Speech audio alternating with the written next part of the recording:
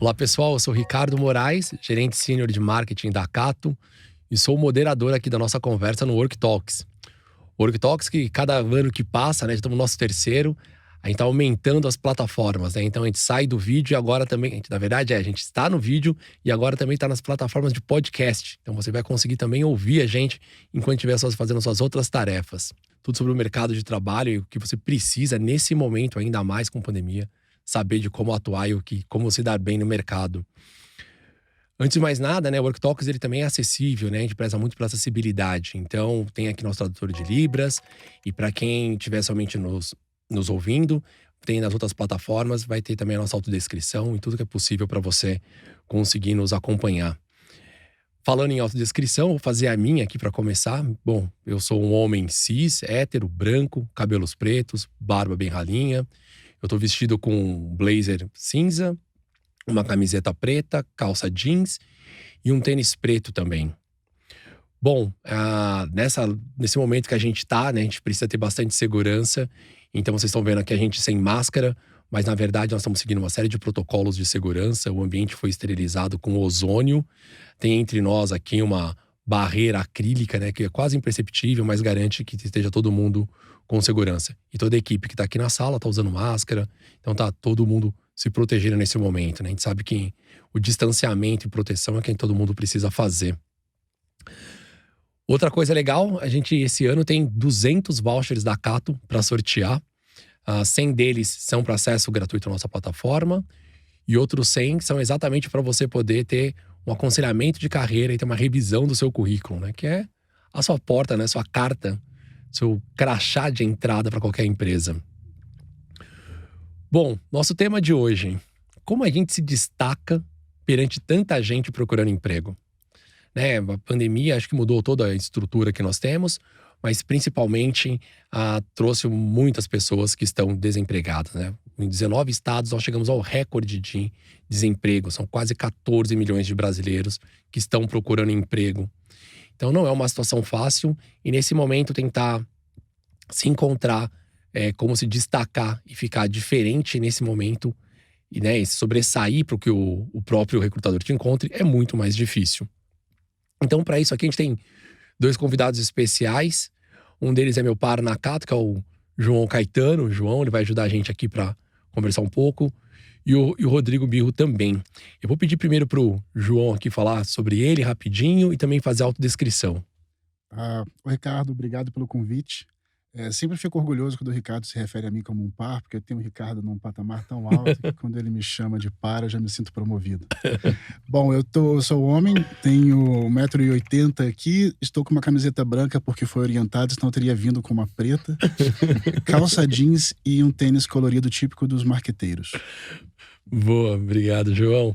Rodrigo, bem-vindo. Fala de você um pouquinho e faça a sua autodescrição, por favor. Ricardo, obrigado. Obrigado, João, pelo convite para participar do Work Talks. Muito legal estar aqui com vocês. Bom, eu também sou homem, branco, hétero, tô 1,78 m, camiseta cinza, uma calça jeans e um sapato marrom. Menos marqueteiro, assim, é mais tradicional. E super feliz de estar aqui com vocês e poder contribuir e falar um pouco do mercado de trabalho. Rodrigo, hoje você está de diretor executivo da ZRG Partners Brasil. O que a ZRG faz? A ZRG é uma consultoria de recrutamento, né, que ajuda as empresas a escolher executivos para suas equipes. Então a gente trabalha com diversas empresas no mercado e acho que a ideia é contribuir um pouco com o que a gente vê no mercado e experiências e competências que as empresas precisam.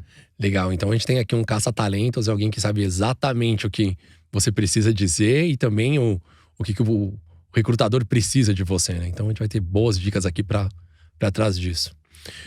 Caetano, pegando já nessa linha que a gente tá falando de pandemia, né? Que o mundo mudou, mas a gente começa a ter 14 milhões de desempregados, tá super complicado, mas uma série de áreas cresceram, né? Tem coisas que começaram a se dinamizar. A gente tem as áreas mais evidentes que cresceram e a gente até alardeou bastante o aspecto da saúde. Mas eu não creio que isso seja um crescimento consistente. Tem mais a ver com a pressão no sistema da saúde provocada com a pandemia do que dizer que daqui em diante teremos tanta demanda em saúde. Por outro lado, o que a gente vê é que esse desemprego ele é um lado de uma moeda. o mercado está mudando de lugar, né? Nós tínhamos os bairros empresariais, comerciais, que concentravam muitas atividades e esses lugares, de fato, estão esvaziados. No entanto, as oportunidades que antes eram concentradas em alguns bairros estão distribuídas por outros. Então, o que nós estamos vendo é um lado do desemprego que ocorreu nessas sedes empresariais, nessas sedes comerciais, mas ainda não estamos olhando para o lado do crescimento nas regiões residenciais e mistas, que está acontecendo. E esse crescimento a gente já começa a detectar, por exemplo, nos serviços pessoais, nos serviços domésticos, reformas, manutenção do lar e uma série de outras, a reorganização do espaço econômico em função dessa nova geografia.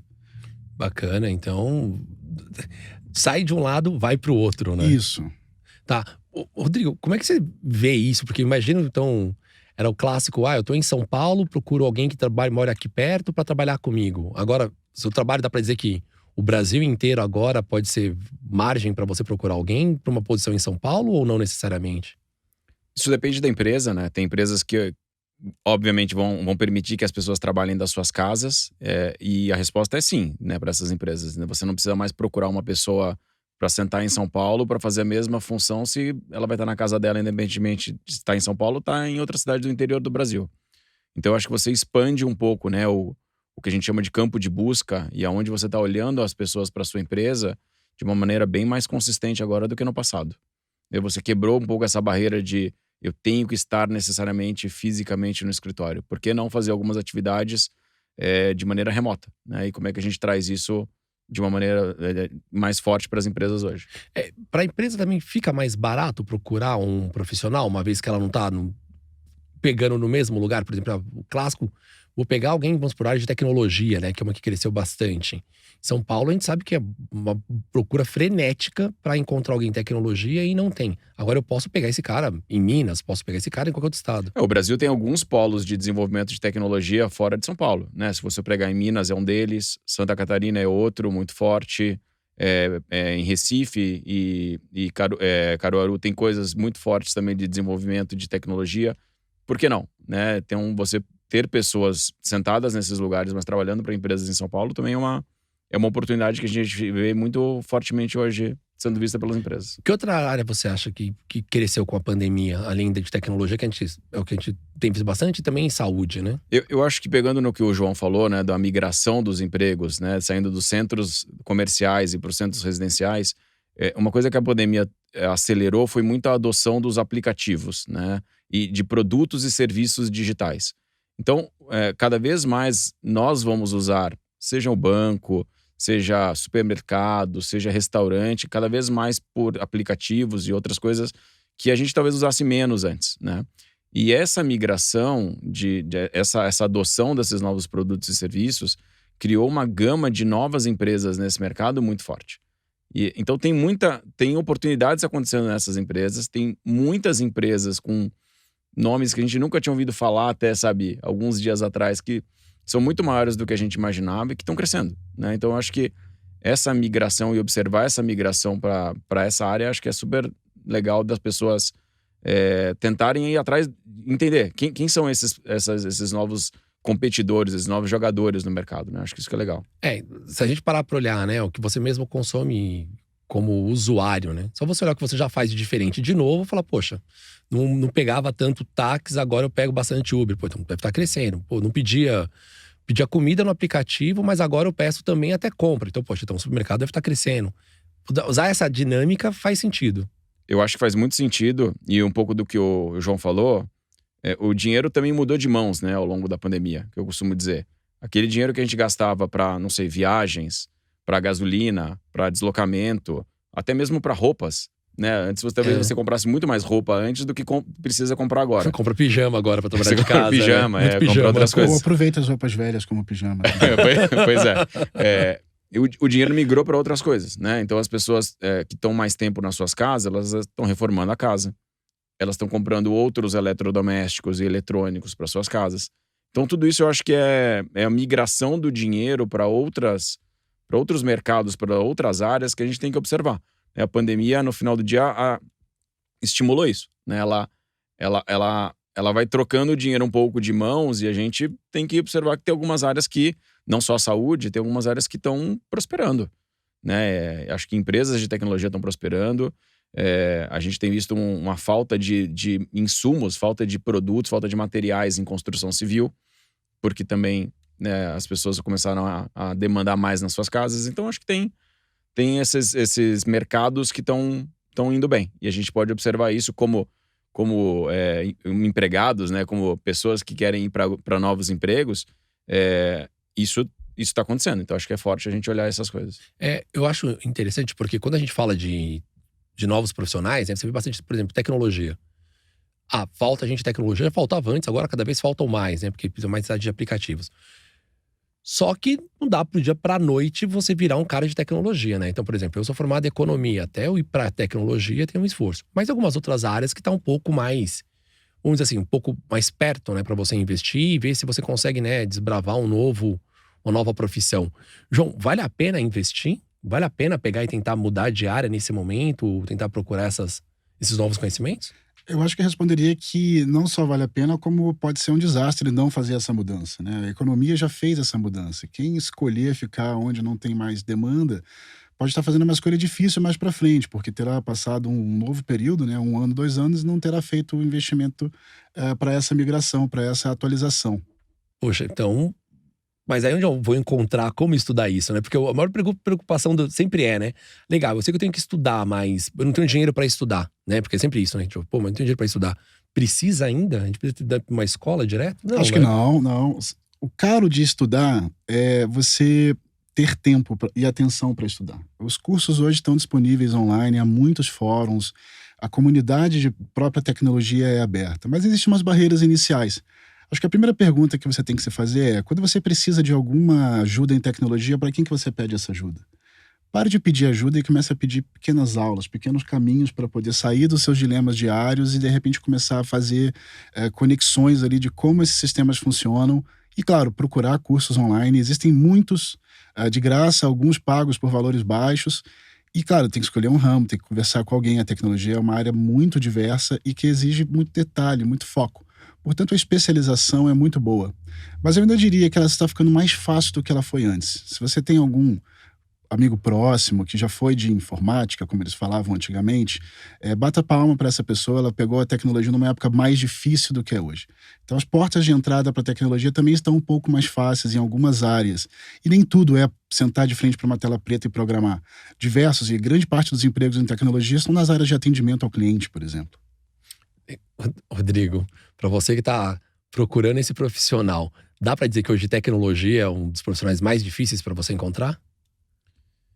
Eu costumo dizer que todo mundo brinca que é de uma empresa de tecnologia hoje, né? É o banco que é de tecnologia, é o hospital que é de tecnologia, então tudo é tecnologia. Na verdade, a tecnologia ficou mais acessível, né, para as empresas e para as pessoas. Por isso que é mais fácil você criar novas empresas. As ferramentas são muito mais de desenvolvimento, são mais dinâmicas e mais fáceis de entregar do que no passado, como o João falou. Falta gente de tecnologia no Brasil? Falta. E vai faltar muito ainda nos próximos anos. Então vale a pena então fazer uma graduação, olhar quem está começando a carreira, olhar a tecnologia com bastante carinho. Sim, eu acho que sempre vale a pena. E tecnologia é um negócio muito abrangente. Como o João falou, pode ser na área de atendimento ao consumidor, que também tem ferramentas de tecnologia que estão mudando a forma como essa área está atendendo os consumidores, né? Não necessariamente a gente vai ter no futuro um call center com 1.000 PAs lá dentro, 5.000 PAs lá dentro, se todo mundo pode fazer a resposta, o atendimento ao cliente dentro de casa, né? Por que talvez não fizesse antes dentro de casa? Porque não existia nem a banda larga para fazer isso, né? Talvez nem todo mundo tivesse uma internet de alta velocidade para responder o cliente sentado na sua casa. Hoje isso é cada vez mais comum. Então pode ser que as empresas comecem a migrar os seus grandes, antigos call centers, que eram onde tinham 1.000, 2.000, 5.000 pessoas lá. A gente vai fazer isso cada um na sua casa, né? Não posso dizer quais são os modelos que elas vão adotar no futuro, elas que teoricamente vão dizer isso, mas é uma possibilidade, né? E isso está acontecendo agora na pandemia, né? E esse está testando isso agora. Então ele testar isso agora, quando a pandemia passar, ele pode ser que volte de uma maneira completamente diferente. Então, entender esse movimento da tecnologia, eu acho que é muito importante para os profissionais. Eu vejo bastante essa necessidade de aprender novas coisas, né? De olhar como o mundo está indo. Então, por exemplo, a gente fala aqui bastante de atendimento, né? Atendimento antes era aquela história do pega o telefone, liga, alguém do outro lado vai te atender, vai falar com você. as pessoas não telefonam mais, né? Elas vão lá para uma rede social, fazem uma reclamação, entra até naquele site, Reclame Aqui, que é mega famoso, vai, procura por ali, e no final das contas, a pessoa que tá fazendo atendimento, ela tá usando uma rede social. Então, né, tinha aquela coisa. No passado, você falava que gostava de jogar futebol e queria ser jogador de futebol. Agora você pode jogar videogame e ser um profissional de videogame. Você gosta de redes sociais, se dá bem, você acha que conversa bem, poxa, se especializa nisso. Você pode facilmente tentar entrar nesse mercado com um atendimento, entrando com uma rede social e sendo alguém que vai responder por ali. Dá pra dizer que é um começo de carreira? Dá pra começar pegando essas coisas que você faz no dia a dia? Dá, e testar isso no seu ambiente profissional e trabalhar com isso no lado profissional, sim, por que não? Acho que se você tem essas aptidão, né, e essas competências e gosta disso, é a melhor coisa que tem. Acho que daria pra começar. Uma coisa que eu vejo muito nesse mundo novo é isso, né? Você tem as possibilidades de tudo que você faz no seu dia a dia, elas estão virando emprego, né? Eu gosto muito da história do gamer, né? Então, alguém que só jogava videogame, esse cara não faz nada. Poxa, agora não, é uma profissão, né? Tem essas possibilidades. Sim. Mas, por outro lado, como é que dá pra colocar isso num currículo, né? Porque imagina o seguinte, eu tô começando a minha carreira, tô nesse meio que tem 14 milhões de pessoas procurando emprego junto comigo, e eu tenho que me destacar, eu tenho que aparecer. Então, o primeiro passo é ter um bom currículo. Eu acho que isso é um comum acordo. Agora, tem uma ideia de como fazer um bom currículo, Caetano? Tipo, o que eu deveria ter ali mínimo?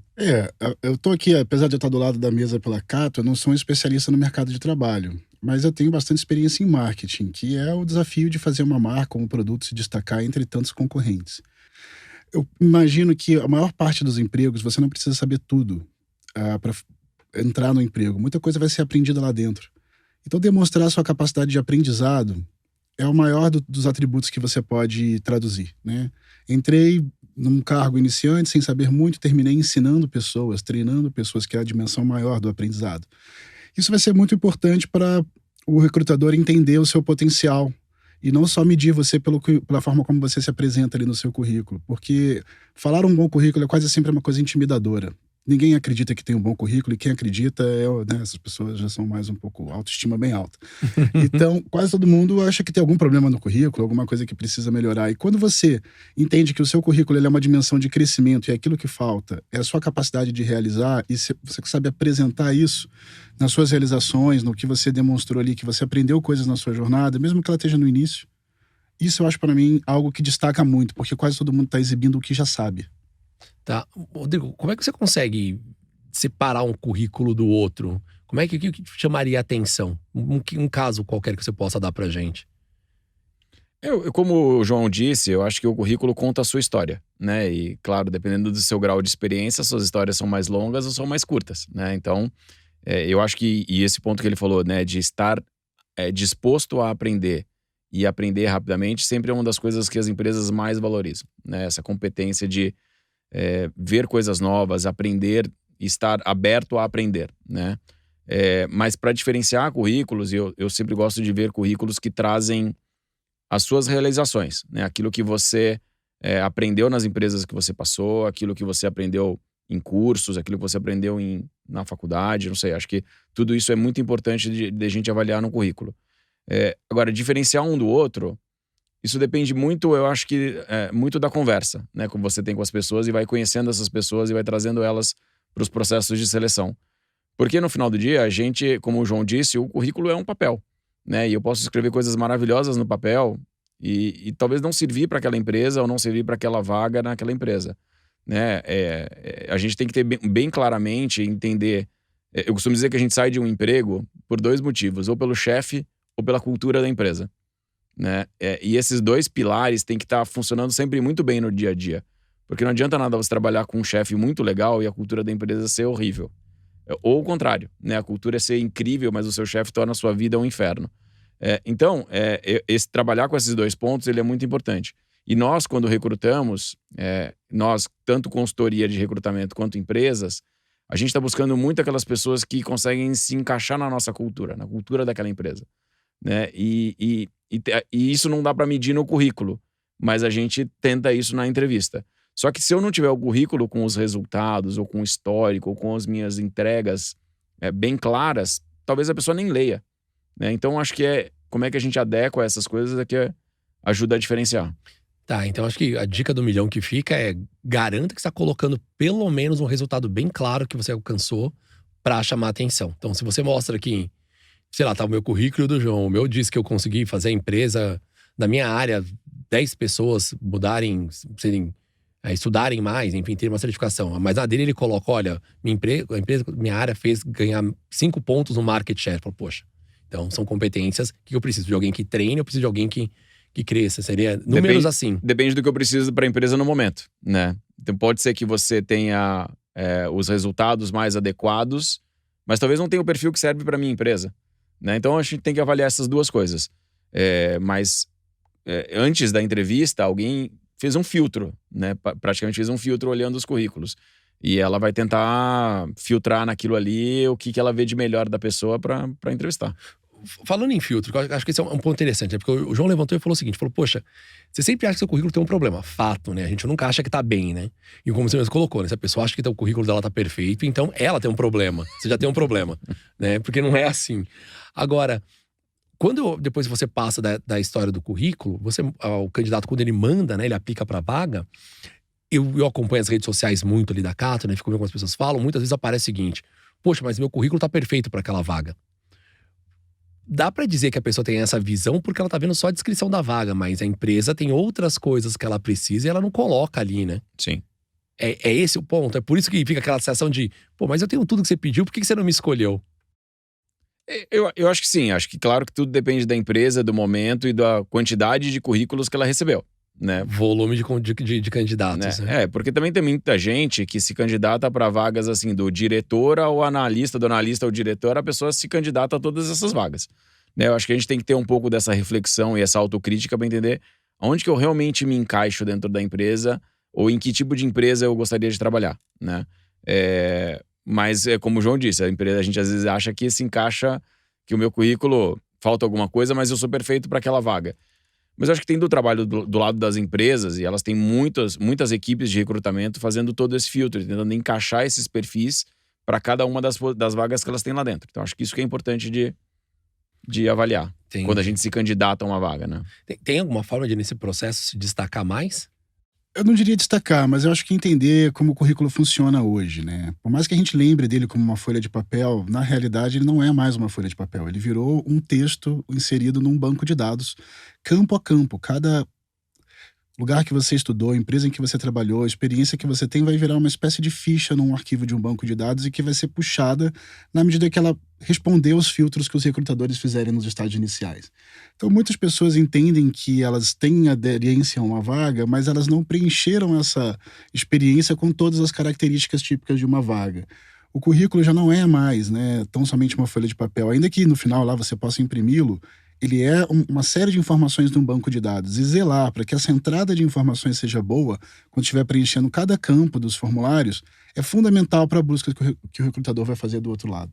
É a história da palavra-chave, né? Então, isso. Se eu quero falar que eu sou, vamos supor, eu sou um contador, eu trabalhei muito tempo em área de administrativo financeiro, né? Que eu acho que é um lugar que muita gente trabalha, né? E precisa muito. Você tem que falar alguns termos daquela carreira, né? Tem que estar ali para quando você for procurar, né? Como é que você faz isso, Rodrigo?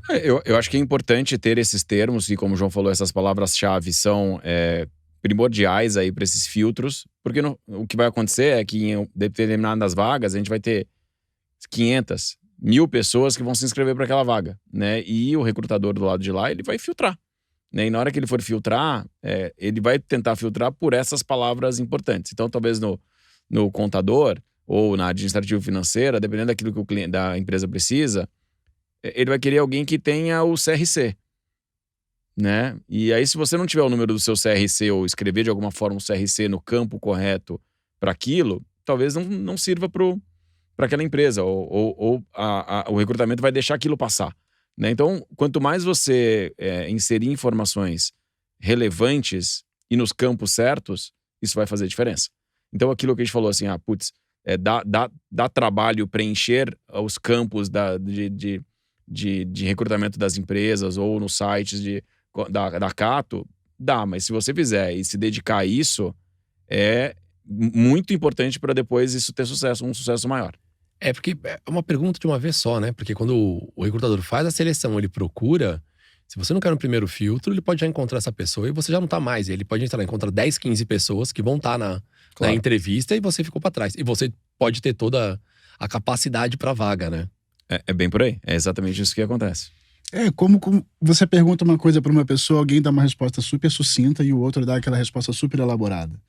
Nesse caso, melhor é elaborada porque dá mais pontos de contato para alguma busca, né? A riqueza de detalhes no preenchimento, claro que não beirando o exagero, ainda bem que esses formulários têm limites de caracteres, mas a riqueza de detalhes e que você trouxer para aquela experiência vai ajudar muito quando for ocorrer algum filtro. Alguma coisa pode acabar entrando nesse filtro e você ser selecionado para o próximo estágio, que aí sim vai ter o privilégio de encontrar alguém que vai te verificar como pessoa, como fit cultural, como potencial que você tem, para além do que o currículo é capaz de demonstrar.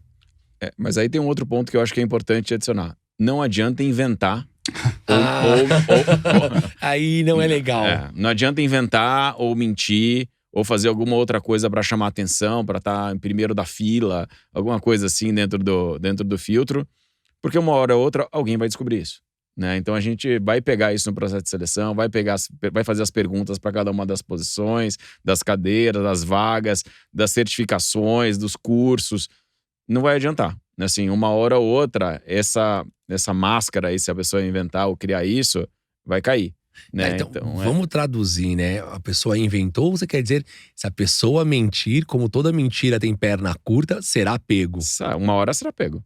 Né? Você já pegou isso na sua carreira? Assim, variados? Já. Algumas vezes. Tem mais, assim, um nível específico? Por exemplo, só júnior que mente ou não? Tipo, não, em todos os níveis. Não tem essa? Não tem essa. Esse é um item que a gente já falou em outro episódio aqui, também comentando sobre integridade, né? Você tem que ser uma pessoa íntegra, né? Tem que ter os seus valores para você conseguir também até mostrar esse destaque, né? Porque eu acho que nessa primeira fase do currículo, como vocês colocaram, né? Então, você tem que colocar os termos corretos, tem que saber o que aquela vaga quer, né? Então, vai ter uma dica também que é muito importante, que é o seguinte: um currículo para cada tipo de vaga. Administrativo financeiro. Mas se a empresa é mais financeira, o cargo está mais ligado a contas a pagar, a receber, preenche mais com esses dados, né? Quais são os termos que procuram mais? Não, poxa, é algo mais administrativo, vai falar um pouco mais de gestão de pessoas, gestão de fornecedores. Que termo se usa para isso, né? Então, tentar direcionar, mas sempre preencher o currículo inteiro. Não dá para não ter uma boa currículo. dica muitas vezes vem na própria descrição da vaga, muitos dos termos que ela quer. Você não precisa inventar no sentido se você não tiver, mas o segredo para o preenchimento está muitas vezes na descrição da vaga. É o hacking, né? Aí é como pegar dicas do sistema. Porque tem empresas que colocam, eu chamo minha área de, por exemplo, né, de precificação. Minha área tem um nome em inglês, né? Revenue Management. Poxa, então coloca ali o termo em inglês, né? Usar essas sacadas pode ajudar você, como tentar fazer como o recrutador pensa, né? Como ele vai te procurar, né? Exato. Pensar como os filtros dele. Nossa senhora. Antigamente todo mundo só fazia o papel e pronto, né? Agora não, você tem que estar muito mais esperto. Dá trabalho, porque cada empresa tem seu filtro, né? Então, cada mercado tem seu filtro. Então, acho que mais entender isso, estudar os mercados, entender as empresas para onde você gostaria de trabalhar, eu acho que é sempre saudável e vai te dar uma vantagem competitiva no processo de seleção. Bom, legal, mas ainda assim, por mais que você faça tudo isso, tem muita concorrência. E aí fica difícil, né? Porque por mais que você coloque esses itens, pode ter você e mais 3 ou 4 pessoas. Aí eu acho que cai na hora da entrevista, né? E aí, como é que se destaca numa entrevista? O que é que a gente tem que fazer, Caetano, numa... Bom, eu vou ter que falar antes do Rodrigo, porque depois que ele falar, não vai ter mais o que dizer. Mas eu acho que o mais importante é ir à entrevista. Pode parecer curioso, mas nós sabemos na Cato, os recrutadores sabem, muita gente falta às entrevistas. E acontece, no dia você pode ter um problema de agenda, uma dificuldade para se apresentar na entrevista, ou mesmo ir à entrevista muito em cima da hora, não estar lá num bom estado de espírito e não ser a verdadeira representação do seu talento, da sua capacidade, e ali você não está num bom momento. Então ir à entrevista não é só chegar lá pontualmente, é chegar lá em pleno, né, controle de si e da sua capacidade de relacionar os fatos. Além disso, muitos candidatos se preocupam muito com a tal boa apresentação e vão vestidos como se fossem para um casamento, uma festa de 15 anos. O que pode ser o caso de algumas empresas gostarem de roupa social e sapato. Mas se você escolheu, o Rodrigo acabou de falar sobre isso, você escolher bem as suas empresas antes, você pode muito bem visitar um pouco o lugar onde que as pessoas trabalham e investigar como as pessoas se vestem nessa empresa. A dica aqui não é se vestir melhor ou pior, mas de forma muito parecida. Eu já fiz isso, tô dando essa dica porque já fiz e entrei da vaga. Não sei se foi só por causa disso, mas isso cria uma empatia muito grande da pessoa entender que ele já tem um pouco do fit. A pessoa já tem um pouco do fit. E naquele momento você pode ter estudado isso. Então são as dicas mais assim, vamos dizer, de como você se apresentar em relação ao que o seu público quer, né? Você não exagera, você não diminui, você vai na linha do que ele quer. E claro, estar presente naquela hora no melhor estado de espírito possível.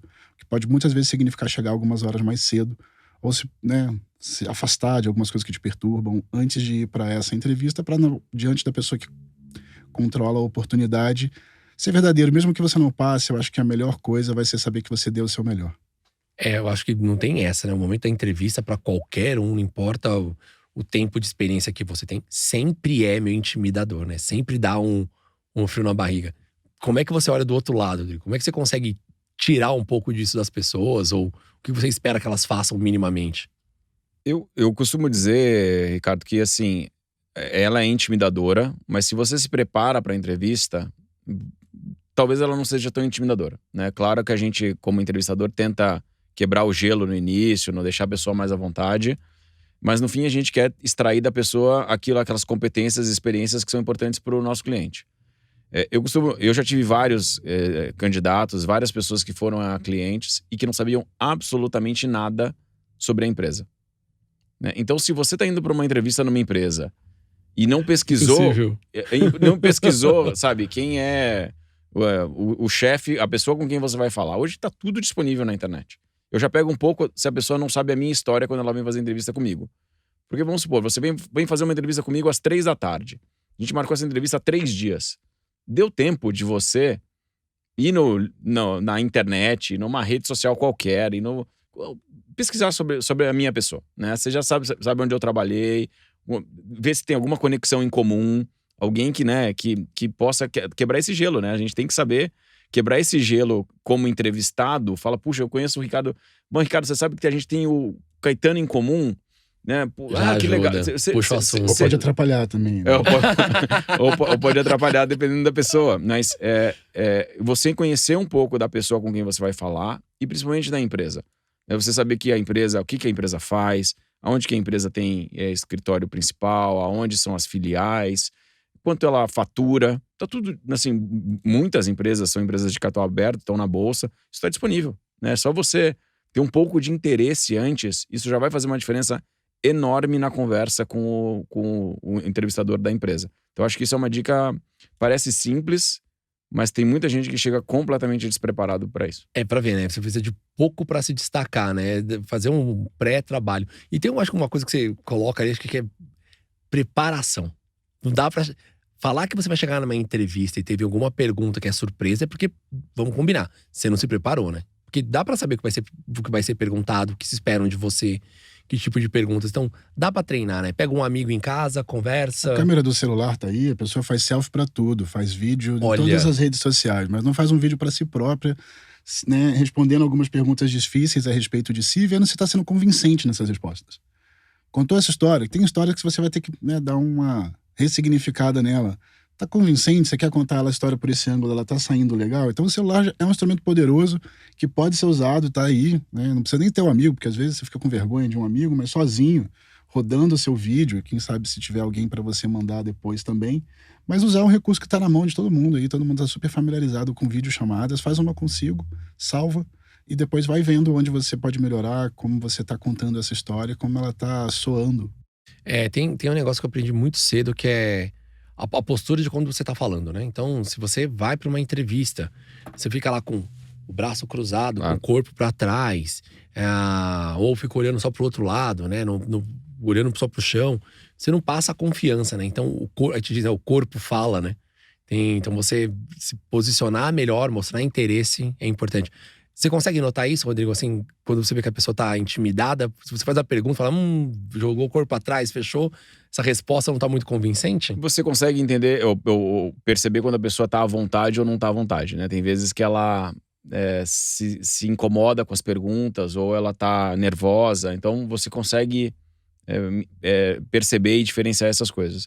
Agora, acho que tem um outro ponto importante, né? Dos últimos 15 meses aí de pandemia, vamos chamar assim, isso também mudou. né? E cada vez vai mudar mais. As entrevistas têm sido cada vez mais por vídeo. E por vídeo, a gente tá igual, talvez a gente esteja aqui agora, né? A gente vê do peito pra cima. Né? Então a gente vê menos as mãos, se a pessoa tá nervosa, se a pessoa tá mexendo a mão aqui em cima da mesa ou embaixo da mesa, se a perna tá balançando. Então a gente tem menos essas expressões corporais ao longo do processo de entrevista.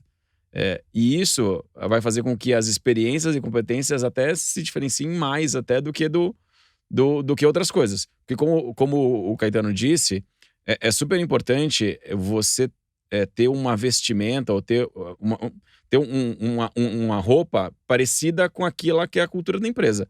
Não adianta nada eu chegar numa startup hoje, né, todo mundo jovem, de camiseta, bermuda, chego eu lá de terno e gravata. Não vai fazer sentido nenhum. Não vai fazer sentido nenhum. Então, mas isso, quando a pessoa está na sua casa sendo entrevistada, você tem menos esse impacto, né? Você põe uma camisa polo ou uma camisa normal, que é neutra, né? Assim, o cara não sabe nada como é que você tá. Então, é diferente. Então, você vai ver muito mais o que a pessoa tem realmente para dizer do lado, vamos chamar assim, de experiência e competências, até do que do lado físico, né? Assim, essa química, ela é diferente hoje. Fica diferente. Mas então, acho que aí bate mais ainda do que você colocou, né, João? Que treina como você fica na frente da câmera. Treina como você fala, né? Fica à vontade com a sua expressão, porque aquele vai ser a mídia que vai ser usada pelo recrutador. E também com a ideia de o que vai ser trabalhar naquele lugar, né? Quando você já se coloca naquela posição, também já fica mais à vontade. Quando você está contando uma história, tentando entrar, você está pedindo. Você já se imagina lá, você fica mais à vontade, você fica mais desenvolto e dá mais elementos para o recrutador sentir você de fato no trabalho, não como alguém se apresentando para o trabalho. Desculpa, só não dá pra ficar aquela pessoa mecânica, assim, né? Que quando você pergunta assim, qual é o seu maior defeito? Eu sou perfeccionista. Então, assim, tem que... Você tem que também ser natural, né? Na conversa. Eu tava vendo isso porque eu falo rápido. Muito rápido. E aí eu comecei eu dou aula, professor, então na aula você ainda consegue, um aluno ou outro pergunta de novo, aí você fala, tô falando rápido. Você tem uma resposta do que tá acontecendo e você vai meio que, né, modulando de acordo com a situação. Quando fica pro online, já fica mais difícil. E quando você grava algo e tem que enviar pra alguém, fica mais ainda. Eu comecei a pegar os áudios que eu mandava pras pessoas e ouvir. Eu falei, gente, não dá pra entender o que eu tô perguntando. Então, ou meu celular tá ruim. Depois eu comecei a anotar em reunião mesmo. Meu som tá bom, a pessoa me ouve, claro. Fiz uma entrevista, tinha lá um ruído de fundo. Depois, quando eu fui ver, o ruído de fundo, que pra mim era quase nada, tava péssimo. O repórter sofreu no outro dia lá pra editar aquilo.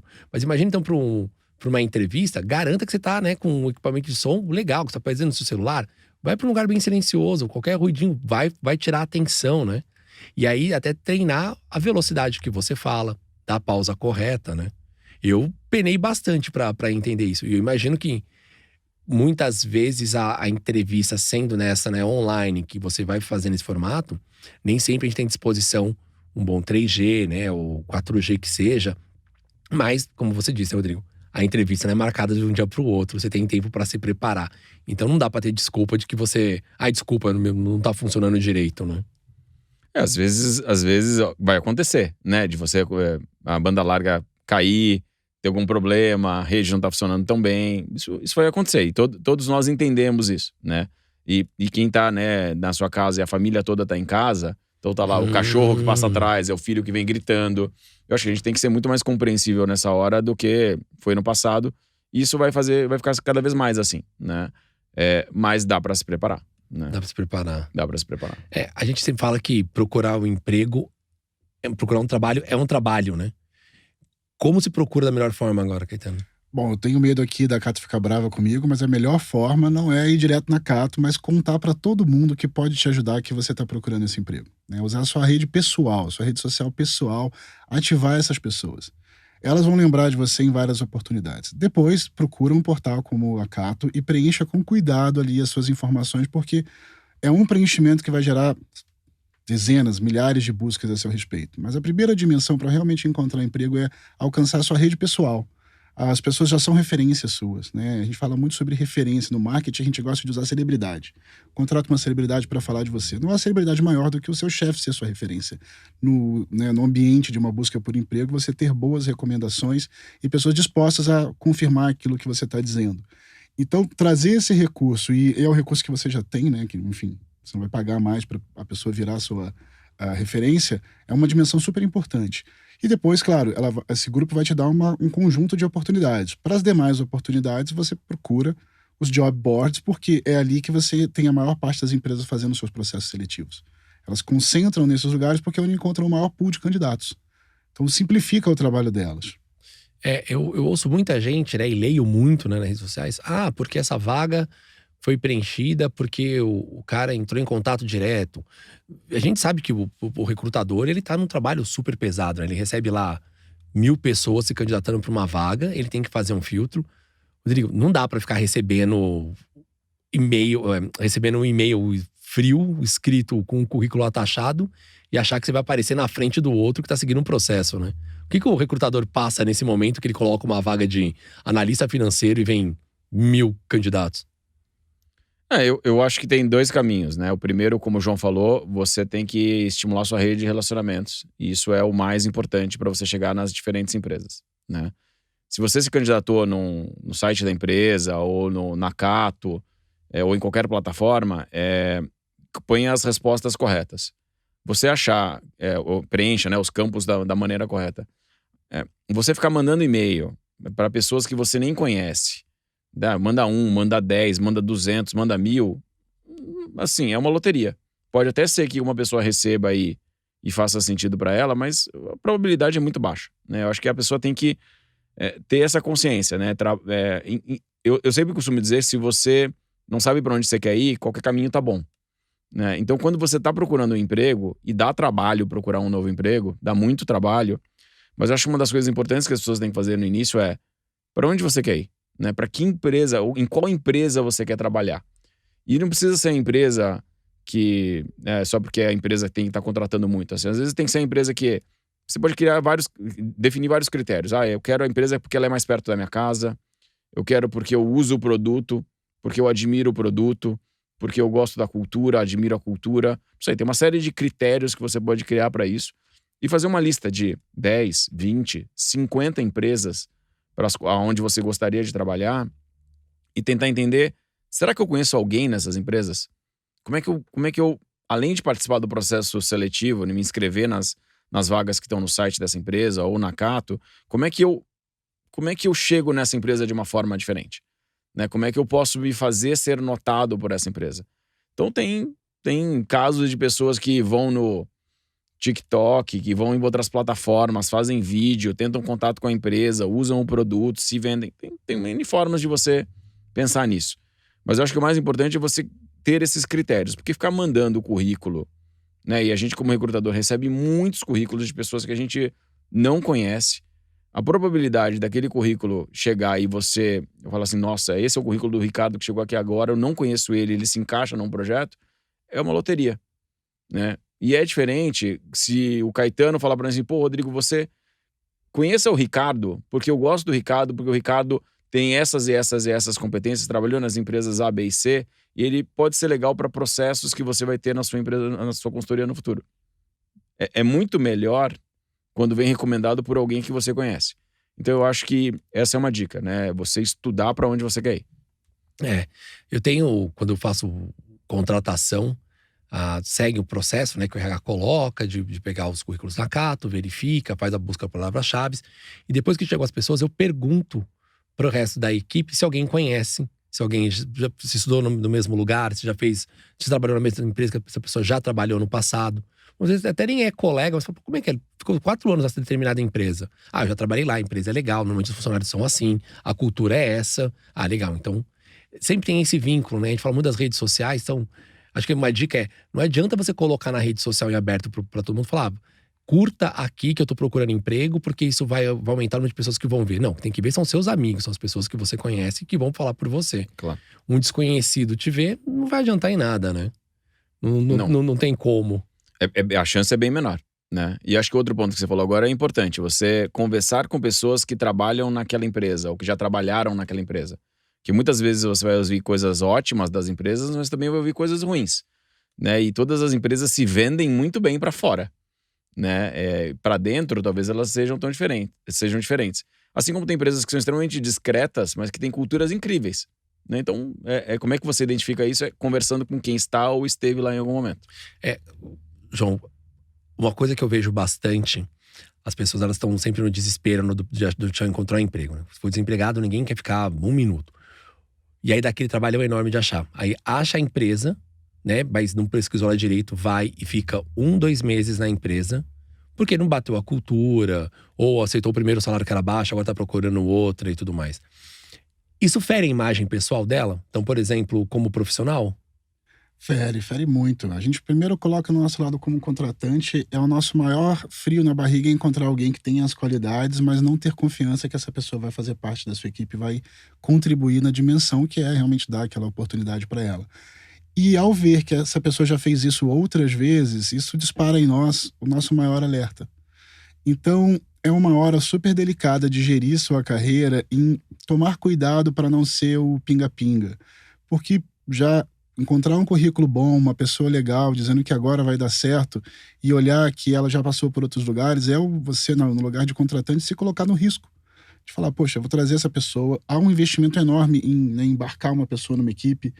E se essa pessoa não entra de corpo inteiro, não entra com um compromisso de realizar ali dentro alguma experiência de crescimento dela, essa é uma grande energia dissipada, que pode muitas vezes consumir, porque se você comete erros várias vezes na contratação, erros desse tipo, por exemplo, passa 1 ano e você ainda não firmou uma posição. Você teve a posição ocupada ao longo do ano por 3 pessoas diferentes. Isso uma hora vai se refletir no próprio gestor. Então todos têm um cuidado enorme em verificar se essa pessoa não tem esse perfil. É normal errar, acontece, e ser genuíno nas explicações que der. Olha, aconteceu, fui autêntico, né? Mas em alguns momentos eu recomendo que você fique mais tempo num lugar até encontrar outro do que, olha, não gostei, né? Só sei o que não gosto, ainda não sei o que quero. Cuidado, isso pode ter consequências nefastas no momento mais à frente. Rodrigo, quando você olha um currículo, aí tá lá, a pessoa teve 2 passagens muito rápidas em empresa. O que você espera que ela explique? Como é que eu explico que eu fui demitido?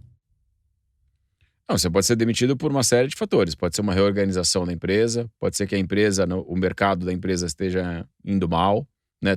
Pegar na pandemia agora, tem vários mercados indo mal, né? E que culpa a pessoa tem da pandemia ter chegado? Nenhuma.